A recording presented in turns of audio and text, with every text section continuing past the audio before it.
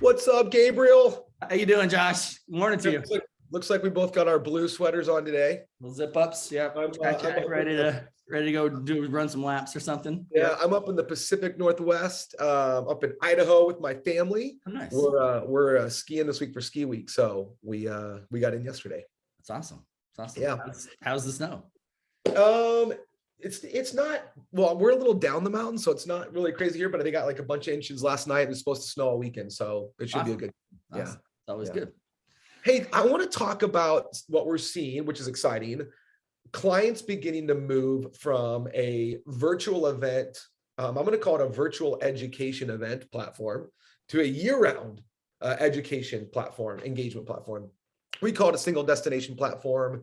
It's where you've got your forums and your education, but I want to drill down a little bit from the, hey, go launch your single destination platform where everything is. And I actually want to talk about some of the workflows, because we're seeing two different types of setups.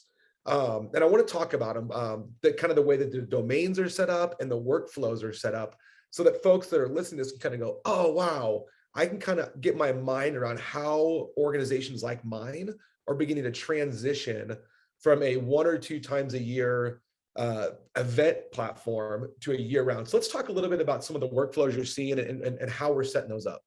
Yeah, and I think it's like, we got to break this down too, right? Because the whole single destination platform thing is big. I mean, it represents a digital transformation for an organization of like moving a lot of pieces into a single platform. And I think if you try to just wrap your head around that all at once, you go, it's too much. It's too many departments and there's too much going on and I got to take some baby steps. So I think it's really interesting to talk about what are those incremental steps? How do we crawl, rock, run? And one of those is to look at, the meetings that an organization does, and just how can I, like right now, those might be held and hosted in different places, had different experiences. People now are having a hybrid or a virtual, but like this meeting is over here and this one's on Zoom and this one's a different URL entirely. Right. And so we're kind of back in that same place of, boy, I've got a bunch of things and I've got them all siloed again. And as the user, it's like, where do I go? It's a different place than we went last time. And I feel like I'm dealing again with like a bunch of separate organizations somehow. Yep. So one of the things we're seeing is just kind of a consolidation, or like a jump off point, like a launching portal to get to like, hey, here's like how you get to our big annual meeting. And then here's how you get to the smaller one that's in Boston coming up. Right. And give people that single, like at least just place that they can go to and be like, what meetings does this, does my association, like what do they have coming up education wise? Yep. Oh, here's a place that I can go and kind of see all that stuff. So, there's a lot of ways that you get into that with like the marketing of it. And we've had having a ton of conversations about that, about how do we take the content that's on the JUNO platform. So I've got speakers and sessions and all that stuff.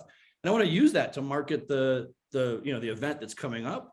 And so that's a lot of also what we're doing with this, is to have that launching point be open to the public and really make it something like I might go there, like I'm not sure what's coming up, but if I want to go, but I can go and browse and then get into detail of like who's speaking and what are they talking about? Why do I want to go? And have that all be part of that platform without making people making our clients do a bunch of extra work. Well, and I think that's it, right? It's like, if there's all these engagement moments that are happening inside of an organization, and the challenge is all those engagement moments are in all these different environments.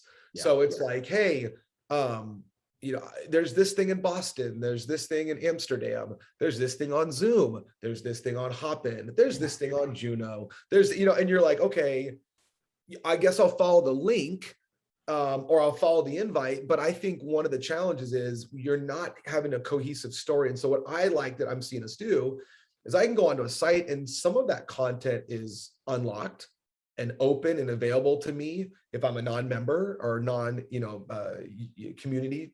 Yeah. And then some of it is I go to click it and it goes, wait a minute, you got to be a member or you need to buy a ticket. And what's so great about it is like, wait a minute, now we're starting to have an intelligent platform that knows me as my user identity and what I have access to, what I don't. And what we talked about earlier with the other client was, it's so neat where it's like, hey, I want to go on here and go, I want this content or this education. And it goes, oh, you've got to pay for that. I want this content. Oh, we'd love to give it to you. Yeah. Oh, I want to go to this event. Oh, you need to register. Yeah. And it's one environment that they go, wait a minute, this is my engagement home. And it knows me, and it knows if I'm available to content or an event or whatever it might be, but it's in that one smart, intelligent ecosystem. Yep. Yeah. I think the other exciting thing that we see too, because everyone knows this, and it's not fun, but it's true. As soon as you make someone log in, you get this giant fall. It's a big cliff, right? That you like, right. Your user journey goes like as soon as people log in. And so that's why I think another one of the exciting things is put some of the content, outside where you're enticing them with some of it. Yep. Let them consume some content, and then, okay, I'll do these couple of things that are available to anybody, but you want this other stuff, man, now I got to get you to log in. Now I know who you are. I can market to you. There's a trade-off there of I'm giving you some content for free. You give me back some information. And, it's got to be a good experiences, but I've got 2 apps right now that have recently converted me. One is Slopes. It's a ski app. Okay. And it shows you like how fast you're going, how many runs. But then if you want to like watch where you were going fast in the run or compare yourself to other people, it's like, okay, pay. Lucid is a book reading app that, it gave me a couple books to check out, loved it, wanted to get further involved, did it. Yeah. And so I think what we also have to help people understand is take some of your good experiences, allow them to be free. Yeah. So that you can then take them further into the user journey. And with JUNO, that's the type of level of platform you need, where it's like, hey, we can do micro content, we can do some community tools, we can do some gamification, but you want to get deeper into the rich networking experiences, rich content that you missed, go deep with our organization. And that's that strategy that people need to be applying. Yeah, it's that freemium model, which is kind of like, geez, that's nothing new. Why are we just now getting it? But like, it's having that platform where you were able to do that. And I think, again, when you had so many different places, it was hard to entice people because everything was such a siloed, such a disconnected experience.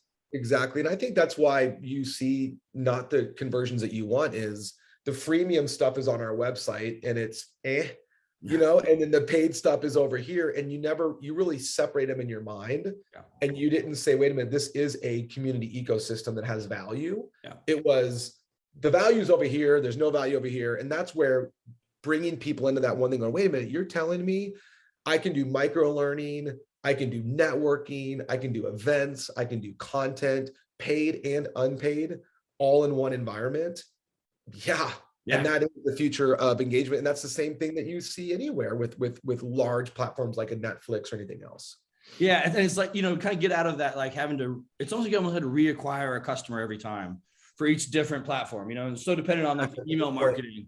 And it was like, they're your customer already over here, but they're not over here because it's a different thing. And it's like, I have that whole acquisition cost again.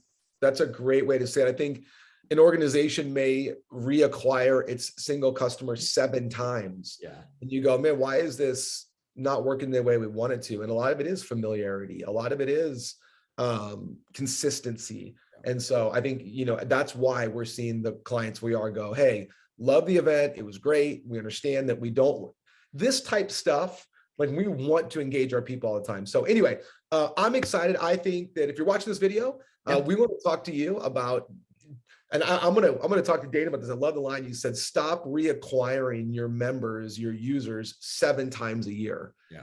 Get them once, get them in the system, and start marketing to them. I love that, man. Thanks for sharing that. Awesome. Okay, buddy. Thanks for your time, man. Appreciate it. Great talking to you as always, Josh. Okay, buddy. Have fun skiing. Thanks. Bye.